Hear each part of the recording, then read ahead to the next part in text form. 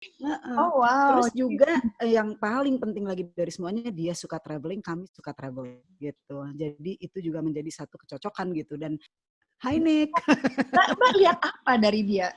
ini kayak ini Jo." Terus dia ngelihat gitu, "Ini, lu kenapa suka? Lu kenapa suka?" Dan kita sama-sama bilang matanya.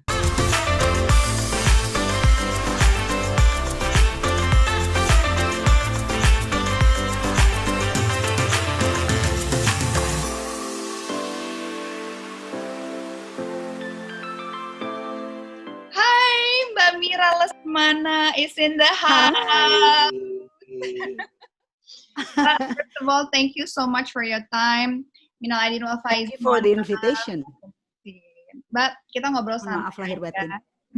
Kita ngobrol santai aja dan I'm Siap. gonna take like 10 or 15 minutes of your time and then sebenarnya pengen ngobrol very light dan mungkin banyak audiens aku yang pengen lebih kenal apa sih pekerjaan seorang produser itu. Apalagi kan Mbak Mira salah satu produser perempuan yang sudah lama melanglang buana di perfilman Indonesia dan bahkan film-filmnya meraih banyak penghargaan tidak hanya di dalam negeri maupun bahkan sampai di luar negeri dan juga filmnya yang menembus box office selalu dan genre-nya selalu yang berbeda-beda dan please tell me more about ini sih. Mungkin pertama-tama bedanya sutradara sama produser tuh apa sih Mbak?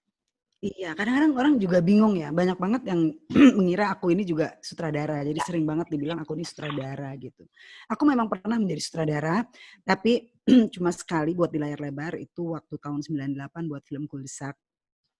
Habis itu kayaknya aku memang merasa bahwa producing itu is a big misconception di Indonesia gitu. Karena dulu di tahun 80 90-an kata produser itu lebih dikenal sebagai cukong gitu.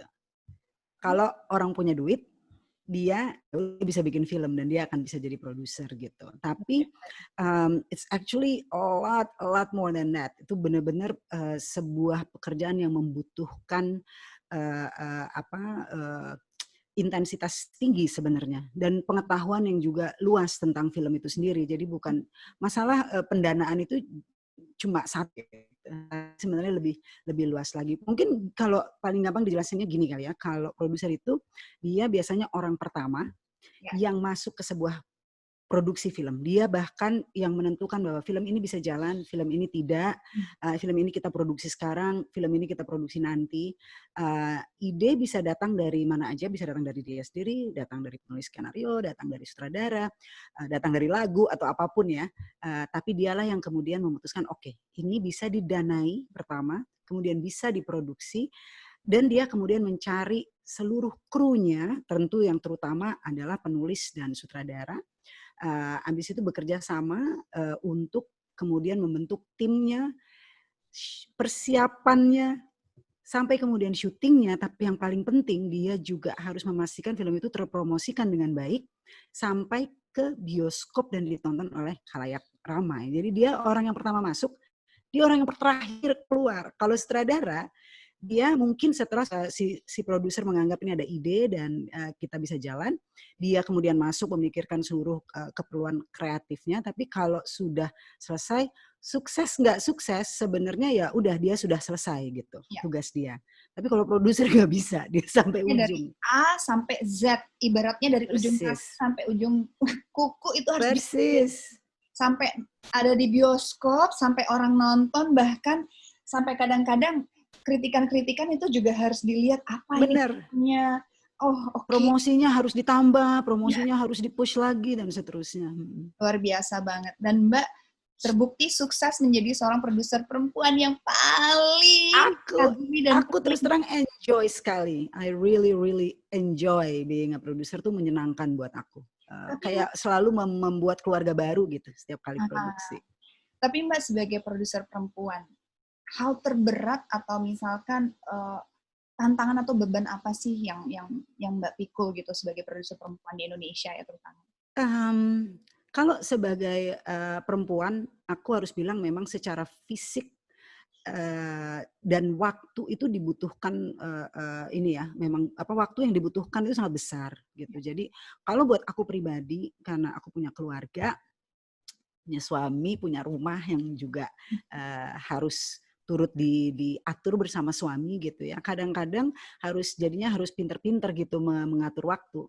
Kebetulan suamiku aktor, jadi dia mengerti mungkin ya kurang lebih apa itu tugas seorang produser. Jadi kami berbagi. Tapi kadang berat banget gitu ketika memang sampai malam gitu ya masih harus kerja atau bahkan kalau di Miles di tempat kami itu sering sekali syutingnya keluar kota gitu. Dan aku adalah produser yang selalu hadir saat syuting. Kan ada jenis produser yang dia nggak mungkin dia hanya di persiapan, kemudian nanti dia masuk lagi ke bagian editing gitu ya, dia memantau dari jauh. Kalau aku tuh senang ada di lokasi gitu, supaya persoalan apapun bisa langsung aku tackle. And I enjoy being enjoy keliling Indonesia gitu, syuting di berbagai tempat di Indonesia. Jadi itu sih kalau dulu aku mungkin bisa bilang juga yang sulit adalah pendanaan. Cuma sebelum COVID-19 ini terjadi kan memang industri kita lagi sedang seru-serunya ya, dan banyak sekali yang bersedia untuk mendanai film. Lebih mudah lah daripada dulu gitu. Kalau dulu tuh susah, itu salah satu juga yang sulit gitu untuk mencari dana gitu ya. Sekarang udah mulai mudah, tapi ya COVID terjadi jadi harus kembali bersabar. Intinya bersabar. Nah, speaking of tadi Mbak ngomong kan seorang produser itu dari awal menentukan misalkan cerita ini, terus udah gitu pemain juga itu ikut di apa ya, dituangkan matanya untuk mencari pemain. Waktu Mbak nemuin Nicholas Saputra di AADC pertama, kita speaking sedikit, waktu itu Hai Nick. Mbak lihat apa dari dia? Sebagai seorang produser yang harus punya sense itu kan Mbak? Punya mata, punya taste, punya sense yang mungkin nggak bisa dilihat orang lain gitu. Waktu melihat dia itu, apa yang Mbak pikirin? Jadi sebenarnya aku harus mundur mulai dengan karakter Rangganya dulu gitu, mencari karakter yang atau mencari orang yang kira-kira cocok sesuai dengan bayangan kita yang sudah kita tuliskan tentang karakter Rangga gitu. Aku kebetulan sama Rudi Sudjarwo ya, waktu itu yang pertama sutradaranya Rudi Sudjarwo, itu sangat spesifik sekali gitu dalam memilih peran gitu ya, siapa kira-kira yang cocok jadi A, jadi B, jadi C. Bahkan Geng Cinta aja itu kita bolak-balik gitu. Cinta tuh sempat jadi Carmen, maksudnya Dian Sastrowardo itu sempat jadi Carmen, terus siapa sempat jadi apa, jadi sempat kita puter-puter gitu. Untuk akhirnya kita bisa melihat, oke, dia cocoknya jadi ini gitu. Nah, Rangga itu yang paling susah ketika Geng Cinta udah kita dapatkan semua, kita tidak juga mendapatkan orang yang menurut kita tepat. Jadi saya sama Rudi tuh inget banget bongkar majalah itu sampai kayak orang gila gitu, mencari kira-kira, nggak tahu juga yang dicari apanya ya, tapi kita berdua punya bayangan gitu. Sampai di satu titik kita membuka satu majalah remaja, terus kita sama-sama melihat gitu, lagi berdua gitu. Terus aku senggol Rudi, kamu manggilnya Jo kan, Jo, ini kayak ini Jo. Terus dia ngelihat gitu, ini. Lu kenapa suka? Dan kita sama-sama bilang matanya gitu. Karena dia waktu itu melihat ke kamera gitu ya di foto tersebut dan matanya itu sangat tajam gitu. Dan itu yang kita inginkan sebenarnya dari Rangga ternyata gitu. Jadi waktu itu ya kita panggil casting walaupun sempat waktu itu salah orang gitu karena ternyata waktu kita tunjuk tolong ini di casting yang dipanggil orang sebelahnya gitu. Jadi waktu kita ngelihat lagi sama Rudi Sudjarwo, kok yang ini maksud saya yang ini. Nah teman-teman tuh pada bilang gitu, mereka bilang Mbak yang itu sih udah pernah kita casting tapi untuk peran lain. Jadi dia udah 2 kali terpanggil ternyata. Tapi ya memang jadi menurut aku sih, aku rasa ya mungkin Luna juga ngerasain yang sama, kadang memang ada itu jodoh peran ya. Jadi bisa aja dia memang udah pernah kita lihat tapi dia memerankan orang lain dan ternyata nggak pas gitu atau bukan seperti yang kita bayangkan. Dan ketika dia kemudian reading untuk Rangga, kita langsung akhirnya kita dapat Rangga dan namanya waktu itu masih susah. Namanya tuh Nicholas Schubring Saputra Schubring gitu. Namanya susah. Jadi aku harus negosiasi sama dia, Nick. Gue nggak mungkin nih pakai nama Nicholas Schubring. Ini susah nih. Jadi Mbak yang bilang sama dia kayaknya agak susah. Jadi udah Nicholas Saputra aja selesai. Iya, jadi sebenarnya aku sempat bilang Nico Saputra aja gitu. Ini lebih gampang. Terus akhirnya ketemunya adalah Nicholas Saputra deh Mbak gitu. Tapi sebenarnya dari dulu dia lebih dikenal sebagai Nicholas Schubring atau Nicholas Saputra Schubring lah gitu. Pokoknya ada nama Jermannya kan. Nice, Gitu. interesting. Aku baru Kamu tahu nih. gimana dulu? Luna Maya tuh dari mana? Ayo cerita. Nama ayah Mbak. Dari sananya. Udah gitu aja. Plus ada nama belakang Sugeng aja. Cuma nggak dipakai. Oh, I see. Jadi aku nama lengkapnya tuh namanya Sugeng. Cuma mungkin Sugeng terlalu agak Jawa gitu ya Mbak ya. Jadi cuma Luna Maya. Daripada Schubring kan, sebenarnya Sugeng masih nggak apa-apa. Schubring tuh agak-agak aneh. Ya, tapi Sugeng itu kan selamat. Mudah-mudahan selalu selamat. Kita selamat pagi. Betul, amin. Amin. That's true. Tapi ngomong-ngomong Mbak, tapi apa sih yang membedakan Nico sama yang lain? Dan ngelihat tadi Mbak cerita dari yang sampai sempat udah casting 2 kali, ternyata bukan berperan sebagai yang dicari waktu itu. Perkembangan yang Mbak lihat sekarang itu seorang Nicholas Saputra gimana? Dia sekarang ini udah lebih dari seorang aktor yang bermain di film kita sih. He is a very very close and good friend gitu. Ya, karena beberapa hal ya. Pertama, kami suka sekali kerja sama dia karena dia kalau misalnya sudah memutuskan I'm in, dia memberikan waktunya sangat leluasa sekali. Nggak repot gitu. Dia tuh justru misalnya apapun pekerjaan dia di luar si film ini, itu justru bisa dia kesampingkan gitu. Ini menjadi yang utama gitu. Apakah itu iklan atau apapun lah ya, dia akan bilang oke, gue justru akan cari waktu kosongnya di mana di film itu buat yang lain gitu. Dan waktu latihan, preparation dan lain-lain itu diberikan 100%. So itu buat produser sama sutradara is heaven gitu. Enak banget gitu ya. Kedua, kita punya selera musik yang sama. Jadi kalau lagi misalnya syuting atau lagi preparation dengerin musiknya nggak pakai berantem gitu, nggak pakai yang, aduh gue nggak suka itu, lo dengernya gini gitu. Itu jadinya penting gitu buat kita. Selera musiknya sama. Ketiga, dia suka main kartu, kita suka main kartu. Jadi di tengah-tengah. Apa kartunya Mbak? Tengah apapun kalau kita lagi bengong kita bisa main truf atau kita main capsa atau main. Aku jago Mbak. Yang bener, yuk. Jago banget. Bener ya? Aduh, ayo, berarti kita harus janjian. Aduh, kita ayo boleh.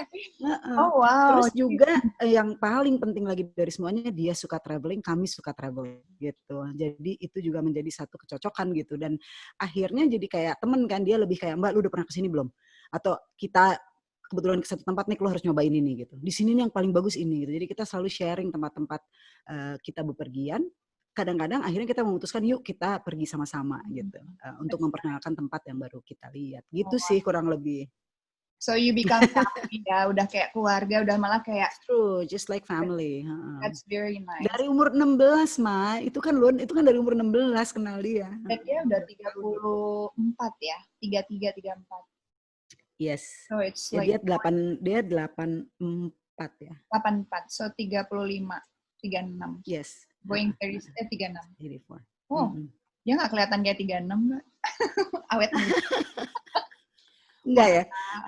Apa kita bilang kelihatan lebih tua enggak? Jangan dong. Kelihatan inilah bersahaja. Muda selalu. Iya. Dan Mbak ngelihat dia sekarang udah memproduseri kemarin. Yes. Semesta. Aku nonton ke bioskop dan aku salut. Aku seneng banget filmnya. It's very interesting. Bagus ya. Bagus sekali dan apa ya? Cukup membuka ini ya. Wawasan ya. Betul. Dan untuk diproduserin sama Nico sih aku nggak kaget sih. Maksudnya Nico kan. Iya. Aku benar-benar kayak ngeliat itu kayak oh wow. I think dia menaruh banyak apa ya? Hatinya di situ. Betul. Bang lihat itu gimana? Sama. Jadi memang waktu dia mau buat juga kita udah denger ya. Karena kan rumah produksi dia Tanahir Films itu dijalanin oleh dia dan partnernya Mandy Marahimin yang juga dulu di Miles Films. Jadi juga sama-sama terus gitu. Jadi we know them both very very well. Kita tahu waktu syuting siapa sutradaranya, siapa kamera DOP-nya. DOP-nya tuh yang bikin film pendek bareng kita yang Kado itu yang menang di Venice, Aditya Ahmad gitu. Jadi kita selalu denger lah, kita selalu dapat laporan, wah lagi di Raja Ampat nih Mbak, wah lagi di ini nih gitu. Jadi kita memang ini, dan dia memang passionate banget sih gitu tentang all this issue yang memang dibawakan di dalam film tersebut gitu. Dan dia mendapatkan support yang memang dia butuhkan gitu. Jadi buat aku ngelihat itu sih kayak of course very very proud gitu. Coba aku ingat banget pertama ketemu ya gitu, aku nanya, cie produser nih gitu. Terus dia cuma gini, oh my god Mbak susahnya katanya. Ternyata dia mengetahui betapa beban-beban yang harus diemban gitu ya ketika jadi produser, itu memang benar-benar gak bisa lari dari awal sampai akhir, dia harus ada gitu. Dan kalaupun ada masalah yeah, I love the film, it's really good. Wow, perfect, nice. Mbak, last question sih ini sebenarnya.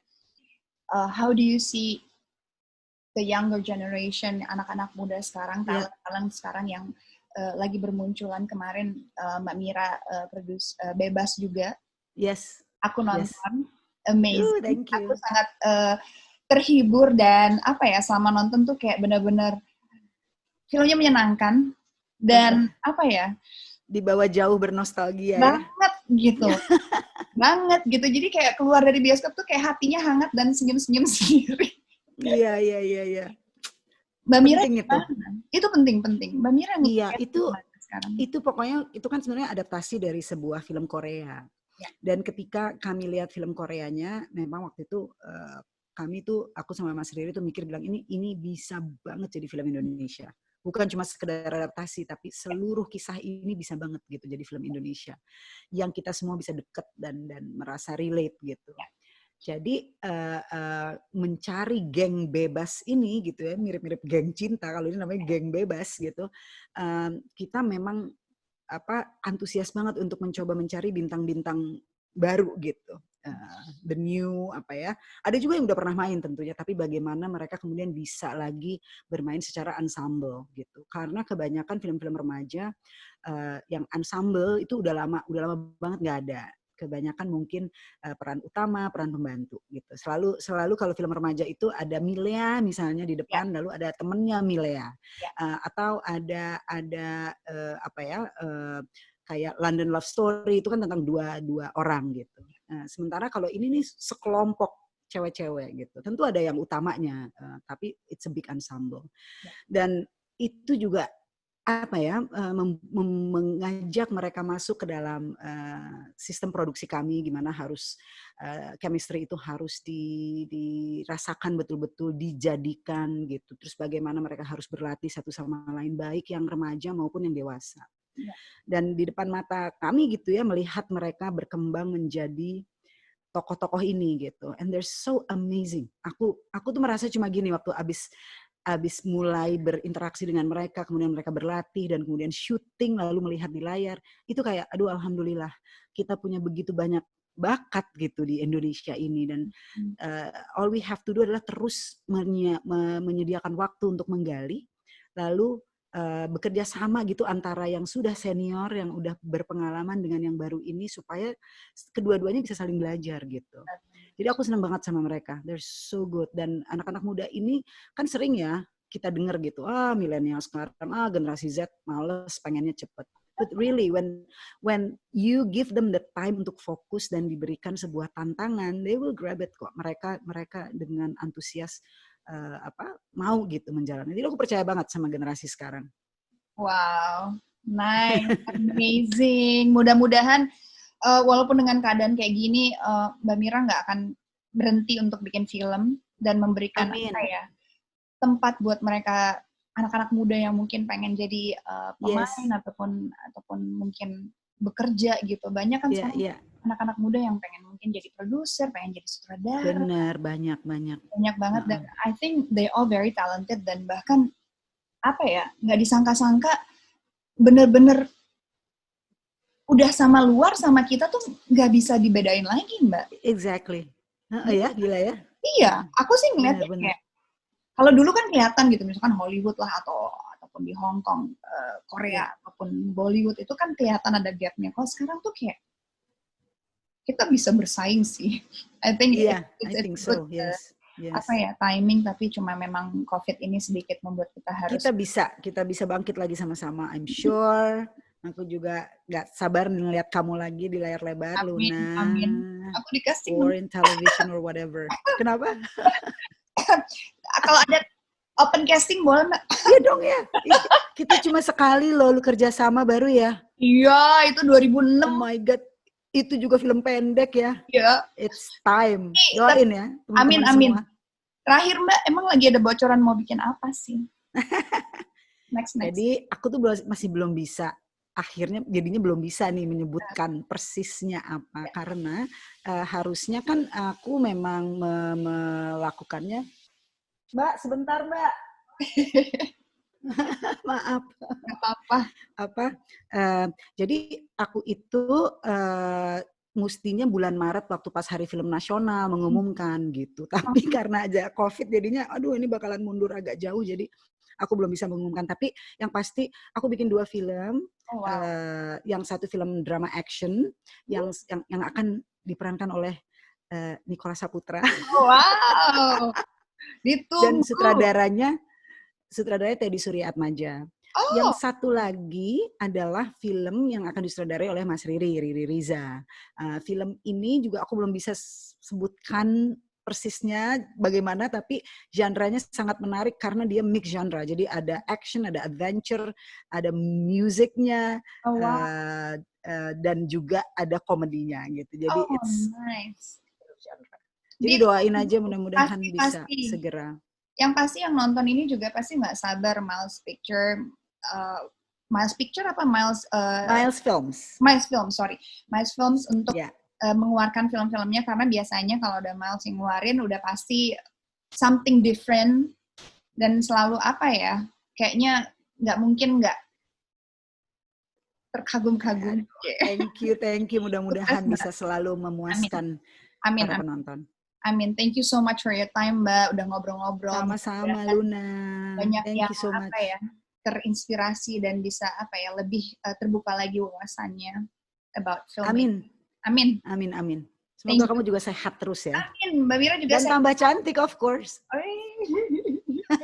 Aku tunggu main capsanya, Mbak, bersama Niko. Bener ya, aku undang ya. Siap. Bener, asik banget.